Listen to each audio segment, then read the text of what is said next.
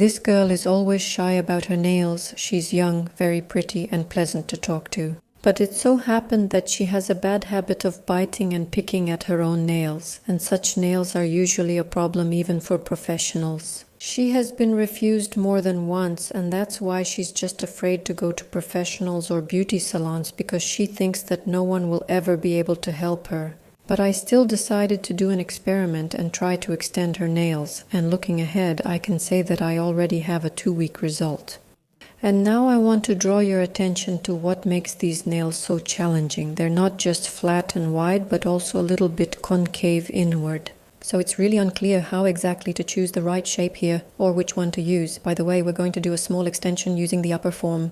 And since everyone who bites and picks at their nails tends to have a lot of cuticle growth which covers the length of the nail bed, I'll start by pushing it back. I took an orange stick, gently pushed back the cuticle and tried to choose the upper form. I picked the size of the upper form with a little extra room. But I realized that because of the cuticle line, it just doesn't fit since our cuticle line is quite straight. I decided to trim it with scissors, and now I think it fits pretty well. I'm not planning to do an extension that will last for 2.5 months. My goal is for her to wear it for at least 2 weeks. And in my opinion, that's just the perfect result. But of course, before we do the extensions, we'll do a combined manicure. I always work with talc because talc is exactly the secret to long-lasting results. Mine. The bit I'm using in this case will be this cute, chubby teardrop shape with a yellow-red band. All my diamond bits are from KMIS, that's our Kazan bit factory. A bit with a double band means it has an abrasiveness that's between yellow and red, so it's quite gentle. Because I wanted to push back and treat the cuticle as much as possible, but gently, I found that in the sinuses she has quite rough and stuck cuticles. And I just couldn't get in there, but I still needed to treat the nail fold, which is absolutely necessary because there's a lot of rough, dry skin there and it's quite hard for the nail plate to grow through. That's why I took a sharp bit with a purple notch. The purple notch at KMIZ is new and works great for dry and rough skin and for getting into the most hard-to-reach places. Attention! No matter how tough the skin I work on is, my bits never get clogged because I always clean them thoroughly, and of course I use talc, which removes all the oiliness from the skin and helps keep our bit from getting clogged. I file a couple of times to prepare the surface because I need my extensions to last.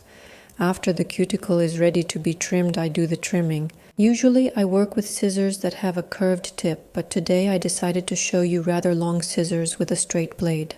This is a model called S202, also from the Nippon Nippers brand, just like all the other tools I use in my work. These scissors are suitable for those who have rather large hands, like me, and also for those who like very thin and sharp blades. After treating the cuticle, I thoroughly degrease the entire nail plate and then we'll start building up these nails. Let me remind you that the challenge here is that the nails are wide, flat, and have a prominent front fold. I apply the dehydrator, then the primer, and then I take the base. My base is from Ready to Go. It's elastic and transparent, which will work perfectly as a foundation. I will use a gel brush instead of the brush from the bottle because the nails are small in size and it would be difficult for me to use the regular brush. For this work, we use the Elegant Square Mini Forms from Ready to Go.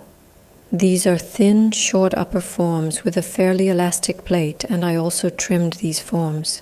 For comparison, I'm showing both trimmed and untrimmed ones so you can see the difference. And the cuticle area is very, very soft and flexible. Let's try on this form together again in its untrimmed version. Because the cuticle line is rounded, it doesn't fit quite right.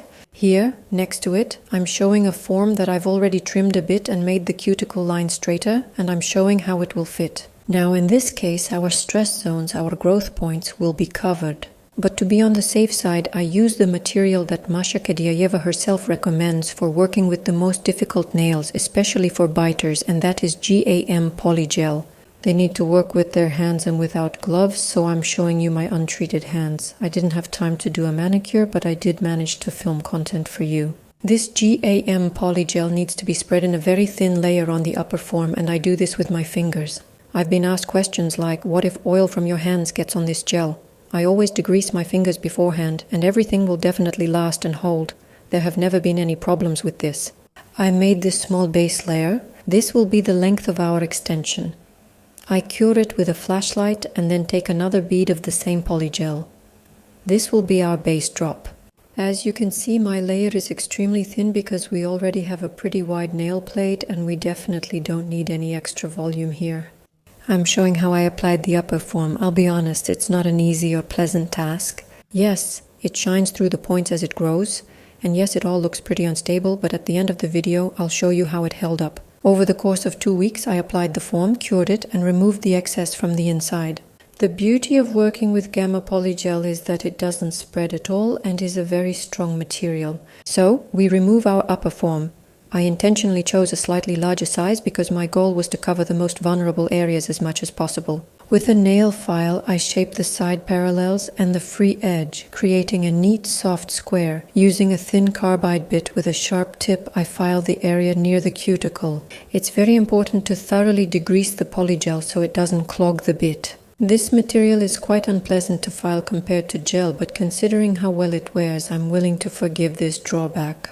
To file this material, I use a carbide bit with a straight edge because sometimes I work on the entire surface of the nail plate and I need the edge to be straight so it works like a file. Since there is no volume of material in the cuticle area, I will build it up, but for this I will use not a hard but a flexible elastic material.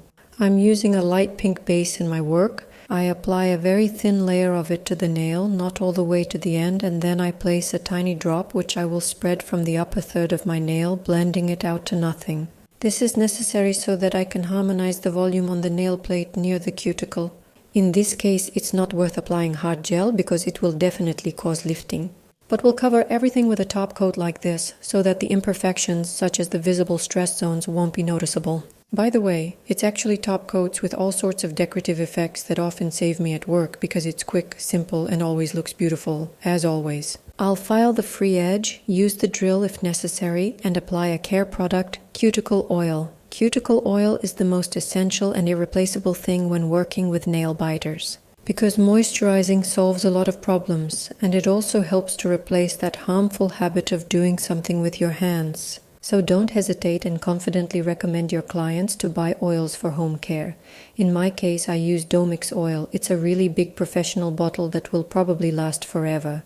And this is what our finished nail looks like. Yes, it's not according to the standards. Yes, it's not super perfect, but the main thing is that it's there and the cuticle is covered. Now let's take a look at how all the fully extended nails look. As you can see, the width of her nail plates is different on each finger. We understand this, and I see it just like you do. But our task is to make sure that she keeps them on for at least 2 weeks, because we need the nails to start growing out and for her not to pick them off. And here I'm sharing with you her first photos. Photo number 1 is literally a couple of days after. This photo is after a week, and the last photo was taken after 2 weeks.